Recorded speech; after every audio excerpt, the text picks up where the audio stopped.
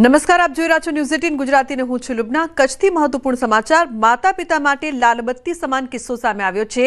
14 વર્ષના બાળકના ખિસ્સામાં ફોનમાં બ્લાસ્ટ થયો છે। સ્માર્ટફોન ફાટતા બાળકના સાથળના ભાગે ઈજા થઈ છે। ફોન બહાર ફેંક્યા બાદ પણ 2 ધડાકા થયા છે। તો લખપતના ભાડરા ગામની આ સમગ્ર ઘટના માતા પિતા માટે લાલબત્તી સમાન કિસ્સો છે। તો બાળક હાલ ઇજાગ્રસ્ત છે। લખપતના ભાડરા ગામની આ ઘટના સામે આવી છે। ફોન લાઈન પર સંવાદદાતા મેહુલ જોડાયા છે। મેહુલ, શું છે સમગ્ર ઘટના? બાળકની હાલ કેવી હાલત છે?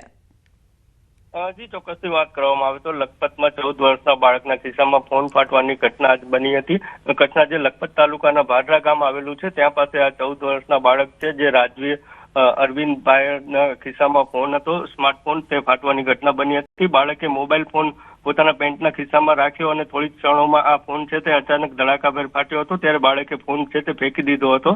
ત્યારબાદ પણ છે તે 1-2 ધડાકા થયા હતા, પરંતુ સદનસીબે બાળક છે તેને સાથળના ભાગે સામાન્ય જે ઈજાઓ છે તે જ હાલ થઈ છે। જી બિલકુલ મેહુલ, કોઈ કારણ સામે આવ્યું છે ખરું કે કેમ ફોનમાં બ્લાસ્ટ થયો?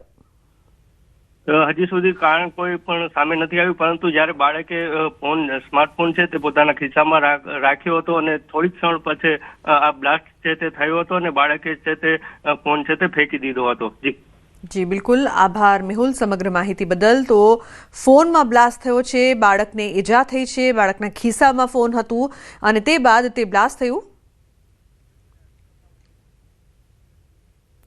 अन्य समाचार छोटाउदेपुरथी बोडेलीमां बूटलेगर पोलीस वच्चे पकड़दाव। पोलीसने जोईने बूटलेगरे कार भगावी।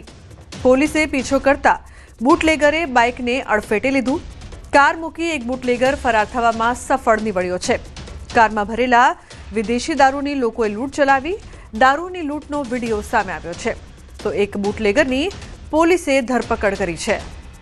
કારમાં ભરેલા વિદેશી દારૂની લોકોએ લૂંટ ચલાવી હતી, જેનો વિડીયો પણ સામે આવ્યો છે।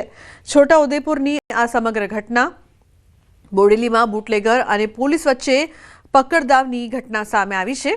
પોલીસને જોઈને બૂટલેગરે કાર ભગાવી હતી, જે બાદ પોલીસે પણ તેનો પીછો કર્યો હતો। પોલીસે પીછો કરતા બૂટલેગરે બાઇકને અડફેટે લીધું। અચાનક જ સામેથી બાજુથી ગાડી હતી તો આગળ નાકાબંધી હતી। નાકાબંધીને લીધે પોલીસવાળા જોઈને ગાડીવાળા પાછી રિવર્સ લીધીને ગોલ વાળીને અને એ ભાઈ ગાડી કાંઈ વાગ્યું નહીં, પછી ત્યાં બાઇકમાં અથડાયા અને પેલા ગાડીવાળાને ઈજા થઈ ગઈ। પેલી બાજુ તો દારૂની ગાડી આવી હતી એકદમ જ, અને પાછળ એલસીબી પોલીસવાળા હતા। એટલે ભાઈ આ બાજુ નાકાબંધી હતી એટલે એમની ગાડી કરાવી ને તો અમારી બાઇકને બી નુકસાન થયું અને એક આમ નાનો એક જણો પકડાય, એક જણો નાહી ગયો છે અને કોઈની જાનહાની થઈ નથી। દારૂ નાખી ગાડી ભરેલી ગાડી હતી। ફોન લાઈન પર સંવાદદાતા સહેજબ જોડાયા છે। સહેજબ, જે પ્રકારથી આ સમગ્ર ઘટના સામે આવી છે, શું વધુ માહિતી છે, શું વધુ અપડેટ્સ?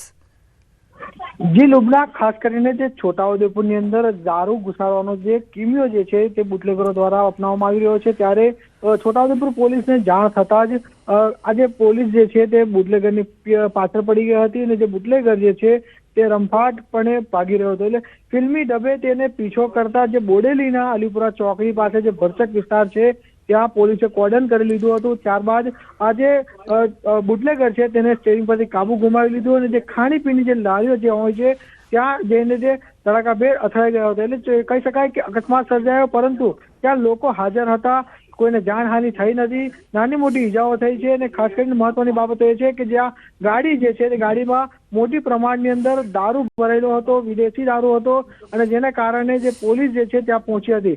હાલ જે રીતે અકસ્માત થયો અને અકસ્માત થતાની સાથે ત્યાંના લોકો જે છે, સ્થાનિક લોકો છે, આસપાસના લોકો છે ત્યાં લૂંટ ચલાવી હતી, જેને જે મનમે ફાવે તેમ લઈને તેઓ ત્યાંથી લઈ જતા નજરે પડ્યા હતા। ખાસ કરીને જે બોડેલીની અંદર આસપાસની અંદર જે બુટલેગરો જે છે આ દારૂની હેરાફેરી કરતા હોય છે, અને જે પોલીસ જે છે તેને પકડવાની, એક આરોપીને પકડવાની સફળતા મળી છે, બીજો જે હતો તે ભાગી ચૂક્યો છે।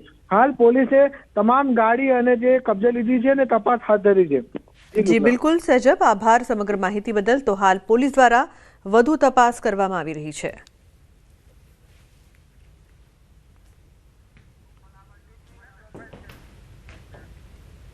બીજી તરફ સાબરકાંઠામાં જાણે પોન્ઝી સ્કીમનો રાફડો ફાટ્યો હોય તેવું લાગી રહ્યું છે. બીઝેડ અને એઆર ગ્રુપ પછી હવે હિંમતનગરની ધ બિગ બુલ નામની પોન્ઝી સ્કીમ સામે ફરિયાદ નોંધવાની માંગ ઉઠી છે.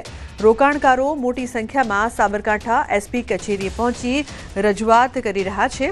6 માસથી રજૂઆતો છતાં સંચાલકો સામે કોઈપણ જાતની કાર્યવાહી નથી કરવામાં આવી. જણાવી દઈએ કે હિંમતનગરના ટાવર રોડ પર આવેલા અમરસિંહજી શોપિંગ મોલમાં ઓફિસ ખોલીને રોકાણકારોને આકર્ષવામાં આવ્યા હતા. આ સ્કીમના સંચાલક જગદીશ ગોસ્વામી સહિતની ટોળકીએ 15 થી 20% માસિક વળતર આપવાની લાલચ આપી કરોડો રૂપિયાના રોકાણ મેળવ્યા હતા. હવે પૈસા મેળવ્યા બાદ ફોન બંધ કરી રફુચક્કર થઈ ગયા હોવાનો આક્ષેપ છે.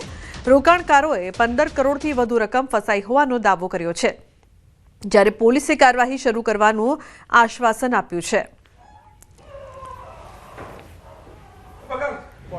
બિગ બુલ પ્રાઇવેટ લિમિટેડ નામની એક કંપની છેલ્લા 2 વર્ષથી વધારેથી ચાલતી હતી. એનો માલિક છે જગદીશ ગોવિંદગીરી ગોસ્વામી, જામડાનો વ્યક્તિ છે, અને 3 થી 4% વળતર આપવાની લાલચ બતાવીને મારી જોડે ટોટલ 2 લાખનું રોકાણ કરાયું છે. વ્યાજ આપવાનું બંધ કરતા મેં એ લોકોને મૂડી પરત માંગવાની કોશિશ કરી, પણ મને ફરી વ્યાજ પણ આપવામાં આવ્યું કે મૂડી પણ પરત ના કરવામાં આવી. અને એ જગદીશભાઈ છેલ્લા 6-8 મહિનાથી આમ તેમ ફરાર રહે છે. ટોટલ 15 CR કૌભાંડ કરેલું છે, બરોબર. અને અત્યારે છેલ્લા 6 મહિનાથી કોન્ટેક્ટમાં નથી, સ્વિચ ઓફ કરીને ચાલ્યા ગયા છે. અને એની વાઈફ શીતલબેન ભાઈએ જોડે રહીને લોકોની મહેનતના પૈસા લઈને નાસી ગયા છે, બરોબર. અને ખોટી છેતરપિંડી, ખોટી લોભામણી લાલચો આલી અને 15% વ્યાજ આપશું દર મહિને, 20% આપશું, એવી લોભામણી લાલચો આપી અત્યારે નાસી ગયેલ છે. છેલ્લા 6 મહિનાથી સ્વિચ ઓફ કરીને નાસી ગયેલ છે.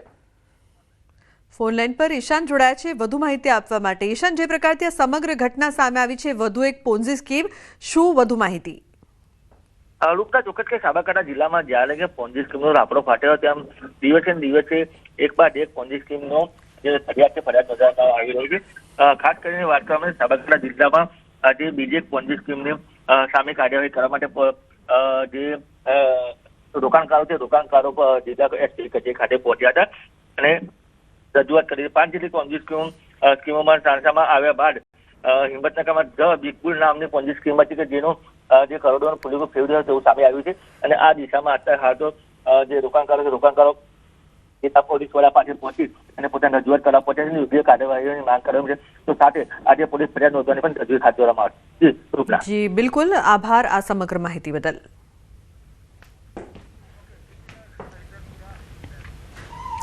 અન્ય સમાચાર સુરતથી સામે આવી રહ્યા છે. મહિધરપુરામાં દેહ વ્યાપાર પર દરોડા, ગેસ્ટ હાઉસમાં મહિલા સેલ ક્રાઇમ બ્રાન્ચના દરોડા.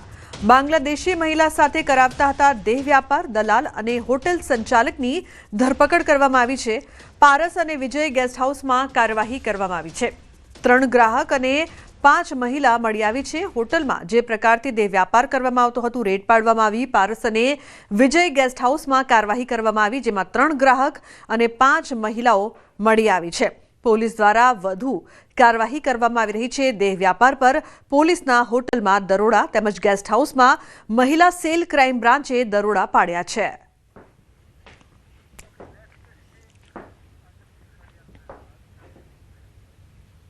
તો હવે વાત કરીશું ફરી આતંકી ષડયંત્રનો પર્દાફાશ.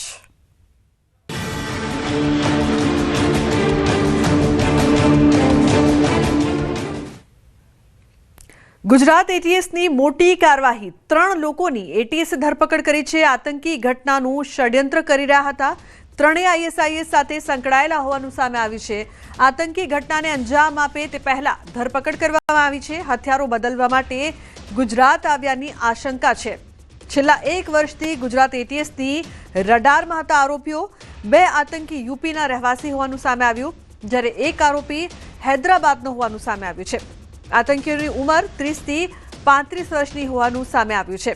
તો આઈએસઆઈએસ સાથે સંકળાયેલા આ આરોપીઓ છેલ્લા 1 વર્ષથી એટીએસની રડાર પર હતા. 2 આતંકી યુપીના રહેવાસી છે, જ્યારે 1 આતંકી હૈદરાબાદનો રહેવાસી છે. મોટી ઘટનાને અંજામ આપવાની ફિરાકમાં આ 3 હતા. આઈએસઆઈએસ સાથે સંકળાયેલા હતા અને મોટી ઘટનાને, ષડયંત્રને અંજામ આપે તે પહેલા એટીએસને મોટી સફળતા મળી છે. હથિયારો બદલવા માટે તેઓ ગુજરાત આવ્યા હોવાની આશંકા છે. હવે વધુ પૂછપરછમાં વધુ માહિતી સામે આવશે કે કોઈ લોકલ વ્યક્તિ સાથે તે કનેક્ટેડ હતા કે કેમ. બનાસકાંઠાના કાંકરેજ પંથકમાં ખાતરની અછત જોવા મળી રહી છે. વેપારીઓ સરકારને પત્ર લખીને જાણ કરી છે.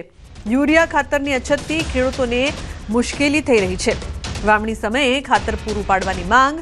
શિહોરી સહિતના સ્થળો પર ઘટ પૂરી કરવા રજૂઆત. એક સ્ટોર પર ખાતર આવતા ખેડૂતોની લાઈન લાગી છે. ફોનલાઈન પર કિશોર જોડાયા છે વધુ માહિતી આપવા માટે. કિશોર, શું વધુ માહિતી છે આ સમગ્ર મામલે? ચોક્કસથી ગઈકાલે જ્યારે અમીરગઢ પંથકમાં ખાતરની તંગી જોવા મળી હતી, ત્યારે આજે કાંકરેજ પંથકમાં પણ યુરિયા ખાતરની ઘટને લઈને ખેડૂતો જે છે તે મુશ્કેલીનો સામનો કરી રહ્યા છે. અને સિયોરી સહિત કાંકરેજ તાલુકાના અલગ અલગ વિસ્તારોની અંદર યુરિયા ખાતરની ઘટ જોવા મળી રહી છે અને તમામ મંડળીઓ પર પૂરતા પ્રમાણમાં ખાતર રાખવા માટે ખેડૂતો માંગ કરી રહ્યા છે. અને એક જગ્યા પર ખાતર ઉતરતાની સાથે જ ખેડૂતોની લાંબી કતારો પણ જોવા મળી રહી છે. ખાસ કરીને યુરિયા ખાતર તો જે પ્રકારથી ખેડૂતોની લાંબી કતાર છે તે જોવા મળી રહી છે. કાંકરેજ પંથકમાં ખાતરની અછત વર્તાઈ છે, જેના કારણે ખેડૂતો ચિંતામાં છે. વેપારીઓએ સરકારને પત્ર લખીને આ અંગે જાણ કરી છે. વડોદરાના એસએસજી હોસ્પિટલમાં આપઘાતનો પ્રયાસ કરવામાં આવ્યો છે. વૃદ્ધ દર્દીએ પહેલા માળેથી પડતું મૂક્યું છે. ન્યૂ સર્જિકલ વોર્ડના પહેલા માળેથી મોતની છલાંગ લગાવી. અકસ્માત બાદ ઈજાની લઈ રહ્યા છે સારવાર. આપઘાતનો પ્રયાસ કરવામાં આવ્યો છે. દર્દીની હાલત ખૂબ જ ગંભીર બતાવવામાં આવી રહી છે. તો આપઘાત પાછળનું કારણ શું છે, કેમ આપઘાતનો પ્રયાસ કર્યો, તે અંગે હાલ કોઈ જાણકારી સામે નથી આવી, પરંતુ દર્દીની હાલત ખૂબ જ ગંભીર બતાવવામાં આવી રહી છે. રૂમની બારીમાંથી બહાર છલાંગ લગાવી છે પહેલા માળેથી. આ બાબતે પોલીસને જાણ કરાઈ છે અને પોલીસ તપાસ ચાલુ છે. એટલે એક્ઝેક્ટ કારણ ને બધું અમને હાલમાં ખ્યાલ નથી. પોલીસ તપાસમાં બહાર આવશે. અમદાવાદ જિલ્લાના ચાંગોદરના મોરૈયા ગામમાં ગુરુવાર મોડી સાંજે થયેલી હત્યાના કેસમાં પોલીસે આરોપીની ધરપકડ કરી લીધી છે. હેર સલૂનની દુકાનમાં કામ કરતા યુવકનો તેના જ ઘરની ગેલેરીમાંથી લોહી લુહાણ હાલતમાં મૃતદેહ મળી આવ્યો હતો. ઘટનાની જાણ થતાં પોલીસે બનાવ સ્થળની આસપાસના સીસીટીવી ફૂટેજ તપાસ્યા હતા અને હત્યાનો ભેદ ઉકેલાયો હતો. ધંધાકીય અદાવતમાં હત્યા થઈ હોવાનું પોલીસ તપાસમાં સામે આવ્યું છે.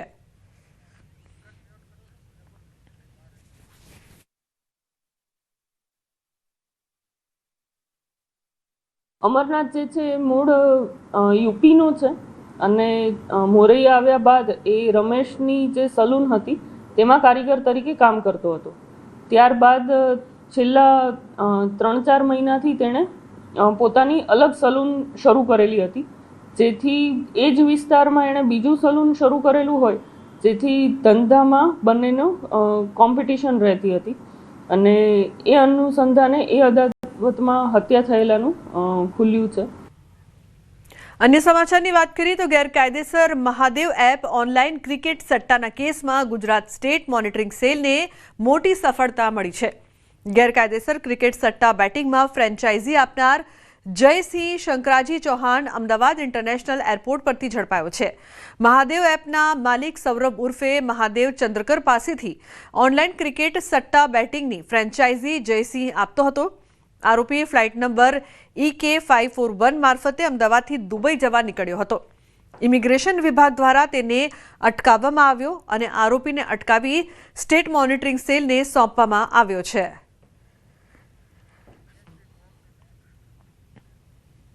સોના ચાંદીના ભાવમાં ધરખમ ઘટાડાની મોટી અસર જોવા મળી રહી છે. શનિવારની સાંજ ઝવેરીઓની સોના જેવી જોવા મળી. ભાવ ઘટાડા બાદ ગ્રાહકો ફરી સોનું ચાંદીની ખરીદી કરતા જોવા મળ્યા છે. લગ્ન સિઝન સાથે પ્રસંગ માટે સોનું ખરીદવા લોકો પહોંચ્યા છે. સોનાનો ભાવ 21 દિવસમાં 10,774 જેટલો ઘટી ગયો છે, જ્યારે ચાંદીમાં 50,000નો ઘટાડો થયો છે. જે રીતે ભાવનો ઉછાળો આવ્યો હતો એ પ્રમાણે 10 થી 20% કરેક્શન બાધ્ય બનતું હોય, તેવા સંજોગોની અંદર ગોલ્ડ આપણને એવરેજ 1.15 સુધી આપણને જોવા નીચે મળી શકે અને ઉપર હું 1.5 થી 1.25 લાખ જોઉં છું. ચાંદી જોવા જઈએ તો આજે 1.50 ભાવ અત્યારે જોવા મળી રહ્યો છે. એ આવનારા વર્ષે મને એવું લાગે છે કે 3 લાખ સુધીનો ભાવ તમને ચાંદીમાં જોવા મળી શકશે.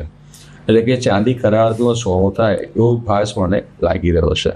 એટલે મારો ઓપિનિયન એવો છે કે જે મિત્રોએ રોકાણ કરવું હોય તે સોના અને ચાંદીમાં પોતાની ક્ષમતા મુજબ અને પોતાની ધીરજ મુજબ તેઓ કામ કરી શકે છે. હું અહીંયા અમદાવાદમાં જ રહું છું અને ભાવ ઘટાડાનો બેનિફિટ એ છે કે બિકોઝ ઓફ હવે અત્યારે મેરેજ સિઝન સ્ટાર્ટ થઈ તો બેનિફિટ થાય કે જેના ઘરમાં કંઈ બી નાનું ફંક્શન્સ હોય કે આ તો after Diwali it's around from 10,000 around તો ઇટ્સ ગુડ ફોર ધેમ. તો અત્યારે સારું છે કે જે ટેન્શન આવી ગયું હતું એની કમ્પેરમાં સારું છે કે અત્યારે મળી ગયું. રાષ્ટ્રીય સ્વયંસેવક સંઘના શતાબ્દી વર્ષ નિમિત્તે ભારતીય વિચાર મંચ અને ભારત શોધ સંસ્થાન દ્વારા વિશેષ વ્યાખ્યાન પ્રદર્શની તથા મલ્ટીમીડિયા શોનું ભવ્ય આયોજન કરવામાં આવ્યું છે. Gujarat university convention and exhibition centre ખાતે 11 થી 14 નવેમ્બર દરમિયાન આ કાર્યક્રમ યોજાશે. મુખ્યમંત્રી ભૂપેન્દ્ર પટેલના હસ્તે 11 નવેમ્બરના રોજ સાંજે 5:30 કલાકે પ્રદર્શની અને મલ્ટીમીડિયા શોનું લોકાર્પણ થશે. સંઘની શતાબ્દી યાત્રા પર પ્રદર્શની યોજાશે, જેમાં દસ્તાવેજો, ફોટોગ્રાફ્સ, દુર્લભ આઈ કાર્ડ્સ અને આર્કાઇવ્સ સંઘના મહાનાયકોના વિચારોનું દ્રશ્ય રૂપે પ્રદર્શન થશે. સંઘની સ્થાપનાથી આજ દિન સુધી પ્રેરણાસ્પદ પ્રસંગો, ભારતના રાષ્ટ્ર નિર્માણમાં સંઘના યોગદાન દ્રશ્ય દ્રાવ્ય પ્રદર્શન કરવામાં આવશે. 11 નવેમ્બરથી 14 નવેમ્બર આમ 4 દિવસનો આ કુલ મળીને કાર્યક્રમ રહેશે. કાર્યક્રમમાં પહેલા દિવસે એટલે 11મી નવેમ્બરના દિવસે સાંજે 5:30 વાગે માનનીય મુખ્યમંત્રી શ્રી ભૂપેન્દ્રભાઈ પટેલના હાથે આપણું જે મલ્ટીમીડિયા શો અને પ્રદર્શની છે એનું ઉદ્ઘાટન થશે. તો બુલેટિનમાં હાલ રોકાઈશું એક બ્રેક માટે. આપ જોતા રહો ન્યૂઝ 18 ગુજરાતી.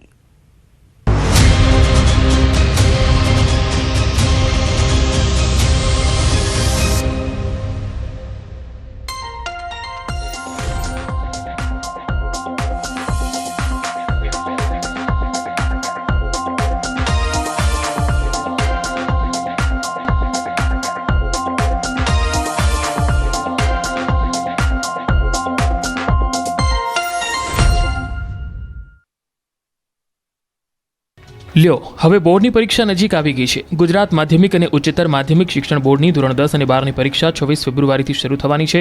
બોર્ડની પરીક્ષાનો કાર્યક્રમ જાહેર કરવામાં આવ્યો છે. ધોરણ 10ની પરીક્ષા 26 ફેબ્રુઆરીથી 16 માર્ચ સુધી યોજાશે. ધોરણ 12 વિજ્ઞાન પ્રવાહની પરીક્ષા 26 ફેબ્રુઆરીથી 13 માર્ચ સુધી યોજાશે. ધોરણ 12 સામાન્ય પ્રવાહની પરીક્ષા 26 ફેબ્રુઆરીથી 16 માર્ચ સુધી યોજાશે. ગત વર્ષની જેમ આ વર્ષે પરીક્ષા 10 દિવસ વહેલા શરૂ થશે, જેને લઈ વિદ્યાર્થીઓ અત્યારથી મહેનત કરવામાં લાગી ગયા છે. મહિલા આરએફઓ પર ફાયરિંગ કેસમાં હવે તપાસ તેજ થઈ ગઈ છે. કામરેજ તાલુકાના જોકા ગામ નજીક ગુરુવારે સવારે 8:30 વાગ્યે 33 વર્ષીય સોનલ સોલંકી નામની મહિલા અધિકારી તેમના વાહનમાં બેહોશ હાલતમાં મળી આવી હતી. પહેલા અકસ્માત થયો હોવાનું માનીને તપાસ કરવામાં આવી રહી હતી, પરંતુ તબીબી તપાસમાં તેમના મગજમાંથી એક બુલેટ મળી આવતા આ બાબત ફાયરિંગના મામલામાં બદલાઈ ગઈ હતી. હાલ તેમની હાલત ગંભીર છે અને તેને સુરતની ખાનગી હોસ્પિટલમાં દાખલ કરવામાં આવી છે. ડોક્ટરોએ તેમના મગજમાંથી બુલેટ કાઢી લીધી છે અને તેને તપાસ અર્થે મોકલી દેવામાં આવી છે. આ મામલામાં મુખ્ય શંકાની સોય સોનલના પતિ નિકુંજ ગોસ્વામી પર છે, જે સુરત આરટીઓમાં ઇન્સ્પેક્ટર તરીકે કામ કરે છે. ઘટના પહેલા તેમનો મોબાઈલ ચાલુ હતો, પરંતુ ઘટના બન્યા પછી તે સ્વિચ ઓફ આવી રહ્યો છે. પોલીસે તેમના ઘરે તપાસ કરી તો નિકુંજ ગેરહાજર છે. એવી પણ માહિતી છે કે પિતાની સારવારના નામે નિકુંજ રજા પર ઉતરી ગયો છે. પોલીસે નિકુંજને શોધવા માટે અલગ અલગ 4 જેટલી ટીમ બનાવી છે.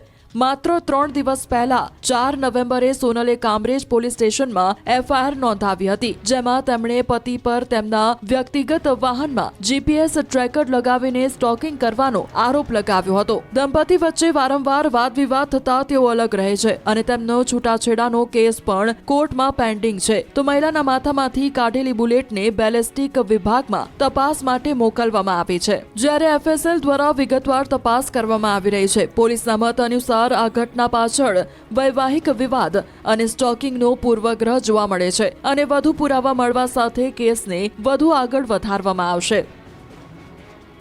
નાની સરખી વાતમાં થઈ જાય છે ધીંગાણા. લોકોમાં સહનશીલતા જેવું કશું જ રહ્યું નથી. રાજ્યમાં મોટા શહેરોમાં કંઈક આવી જ માથાકૂટના દ્રશ્યો સામે આવ્યા. સૌપ્રથમ વાત કરીશું રાજકોટના પ્રદ્યુમન નગર વિસ્તારની. પાર્કિંગ બાબતે થઈ ગયો ડખો. સંજય રાઠોડ નામના વ્યક્તિ પર ગોવિંદ ચાવડા, જીતુ ચાવડા અને અજાણ્યા 5 વ્યક્તિઓ દ્વારા હુમલો કરવામાં આવ્યો હતો. ફરિયાદી પરિવાર દ્વારા ફાયરિંગનો પણ દાવો કરાયો છે. જો કે આ ઘટનામાં ફાયરિંગ ન થયું હોવાનું સામે આવ્યું છે. પ્રદ્યુમન નગર પોલીસ સ્ટેશન ખાતે મારામારી, રાયોટિંગ, જાનથી મારી નાખવાની ધમકી સહિતની કલમ હેઠળ ગુનો દાખલ કરવામાં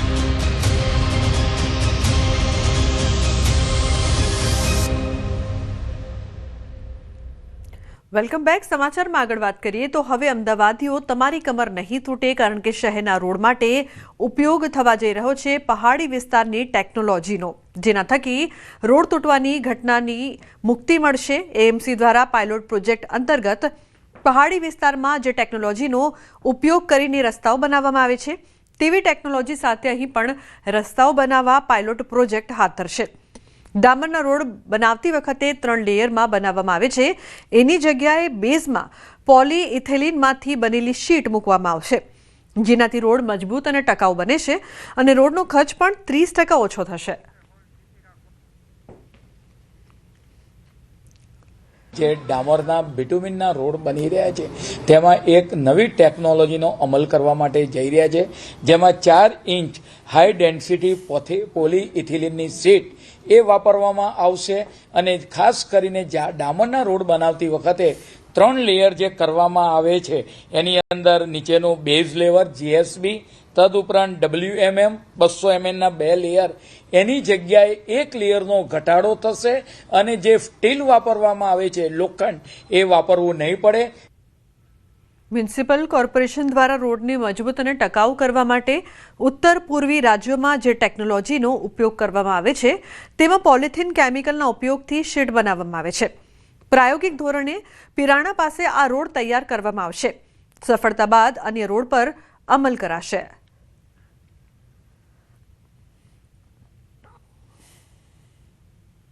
સામાન્ય રીતે નોર્થ ઇન્ડિયાની અંદર જે પહાડી એરિયા છે, પહાડી એરિયાની અંદર આ ટેકનોલોજીનો ઉપયોગ કરવામાં આવે છે અને આ ટેકનોલોજીનો ઉપયોગ ત્યાં આગળ એક ટકાઉ રસ્તા તરીકે પણ રોડ પણ લાંબા સમય સુધી ટકાઉ રહ્યા છે અને ખર્ચની અંદર પણ ઇકોનોમિક રીતે ફાયદો થાય છે.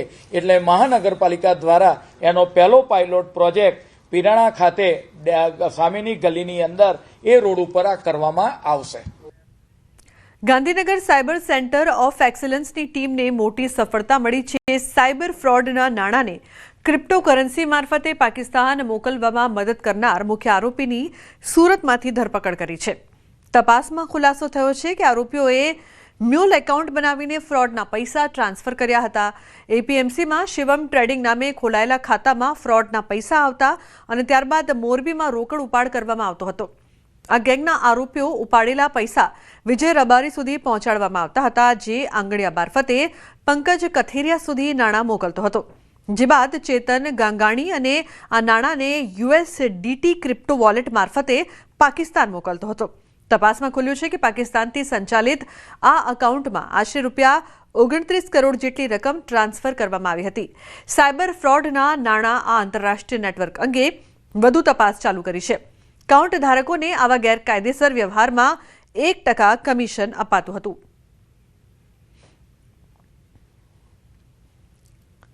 જે ડિટેક્શન કરવામાં આવેલું હતું, જે મૂળ અકાઉન્ટ્સના માધ્યમથી સાયબર ક્રાઇમના નાણાંઓની હેરફેર કરવામાં આવતી હતી, જે અનુસંધાને શિવમ ટ્રેડિંગ એપીએમસી લખતર ખાતે જે પેઢી ઊભી કરવામાં આવેલી હતી, ત્યાંના જેના નામે પ્રોપરાઇટરી હતી તે મહેન્દ્ર સોલંકી, તેની સાથે રૂપેન ભાટિયા, માણિયા રાકેશ, દેલવાડિયા રાકેશ, આ લોકોની અટક કરવામાં આવી હતી. તો વડોદરાના ડભોઈમાં કાયાવરોહણ જિલ્લા પંચાયતના સ્નેહ મિલન કાર્યક્રમ યોજાયો. આ કાર્યક્રમ દરમિયાન કોંગ્રેસને મોટો ઝટકો લાગ્યો, જ્યાં કોંગ્રેસના 70થી વધુ યુવાનો અને અનેક સહકારી આગેવાનો ભાજપમાં જોડાયા. તો કાર્યક્રમમાં ધારાસભ્ય શૈલેષભાઈ મહેતાએ સ્નેહ મિલન કાર્યક્રમમાં એપીએમસી ચૂંટણી માટે પ્રચાર કર્યો હતો. તેમણે જણાવ્યું કે એપીએમસીમાં બોટ ભાજપનું જ આવશે, કારણ કે 6 સભ્યો બિનહરીફ થયા છે અને માત્ર 1 બેઠક જીતવાની બાકી છે. તેમણે મતદારોને ભાજપના ઉમેદવારોને બહુમતીથી જીતાડવાની અપીલ કરી હતી. જાહેર સભામાં તેમણે આમ આદમી પાર્ટી પર કટાક્ષ કર્યો. તેમણે કહ્યું કે સાવરના વાળા આવે છે અને જોરજોરથી બોલે છે કે એમની પાસે સેના જ નથી. જે પણ સેનાપતિ હોય એની સેના મજબૂત ના હોય તો એ સેનાપતિ મજબૂત રહી શકતો નથી. ગમે તેવો મજબૂત સેનાપતિ હોય પણ એની સેના મજબૂત હોવી જોઈએ. આ તમે બધા બેઠા છો એ અમારી સેના છો. તમારી તાકાત પર જ આટલી દાદાગીરીથી બોલીએ છે. સાવરણાવાલા આવે છે, જોર જોરથી બોલે છે, પણ એમની પાસે સેના જ નથી. ખાતરીપૂર્વક કહું છું કે 11 તારીખે જ્યારે પરિણામ આવશે ત્યારે આ 10 જીતેલા ડિક્લેર થવાના. હવે એક જ જીતે 10માંથી તો પણ બોર્ડ તો બની ગયું ભાજપનું. નર્મદા અને ભરૂચ જિલ્લાના ખેડૂતોની જીવાદોરી સમાન નર્મદા ધારી ખેડા શુગર ફેક્ટરીની 27મી પિલાણ સિઝનનો પ્રારંભ કરવામાં આવ્યો છે. ચેરમેન ઘનશ્યામ પટેલે જણાવ્યું હતું કે ચાલુ સિઝન દરમિયાન 9 લાખ મેટ્રિક ટન શેરડીનું પિલાણ કરવાનો લક્ષ્યાંક છે. ફેક્ટરી સભાસદો અને ખેડૂતોના હિતમાં કામ કરે છે અને આ નવી સિઝનમાં આજુબાજુના લોકોને રોજગારી મળશે તેમજ ખેડૂતોને શેરડીનો સારો ભાવ મળશે. આ વર્ષે 32,000 એકર જમીનમાં શેરડીનું વાવેતર થયું છે, જેમાંથી ઓર્ગેનિક, ફાર્મા ગ્રેડ અને એક્સપોર્ટ ક્વોલિટીની ખાંડનું ઉત્પાદન કરવામાં આવશે. આ વર્ષે કમોસમી વરસાદથી પાકને નુકસાન થયું હોવા છતાં ખેડૂતોને પોષણક્ષમ ભાવો આપવામાં આવશે. તો બીજી તરફ ખેડૂતોએ સરકાર પાસે કમોસમી વરસાદના નુકસાનનું વળતર આપવા વિનંતી કરી છે.